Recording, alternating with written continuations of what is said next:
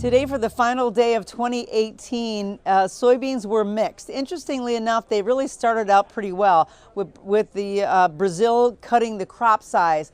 There was hope that there was progress also in the trade war that was happening, but I think that once the market really had that big surge, it brought in all the profit takers and they took everything off the table and then some. With the market getting back to unchanged and even lower by 3 and 4 cents, that really just like pushed the market through and kind of let us know how the lackluster trade over the last number of sessions has really kind of moves the market all over the place. Corn was also lower today. It's ending in a little bit of a slide. That government shutdown means that there's no export sales reports, so we're kind of flying blindly a little bit, and it's making it difficult for us to gauge where we are. And that uncertainty just creates a bearish overlay on all of the grain markets, and this has been a very, very tough year starting when the first tariff wars began in May. Now, wheat also dropped and it continued to,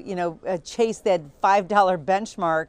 We almost got there. I think 503 and a quarter in that March contract is where we got to, but it definitely broke and was opposite of what corn and soybeans were, because the corn and soybeans rallied and the wheat was immediately down, along with the Kansas City wheat.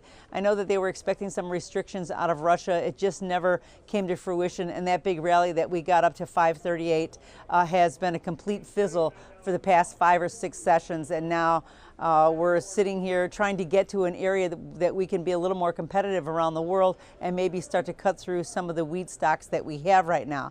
But the shutdown and the trade war is so significant on all the commodities right now, and it's going to be difficult for us to really get off the dime until we get through the trade war. Is not going to be worked out until the government shutdown is over. So now we're kind of on the back burner, and it's going to be difficult. It could be a couple of weeks before we really kind of get some idea on where we're at. So right now it's status quo. Markets are going to be choppy all the way across the board every day until we can start to see a light at the end of the tunnel to find out exactly where we are with all of our grains and crop. Thank you.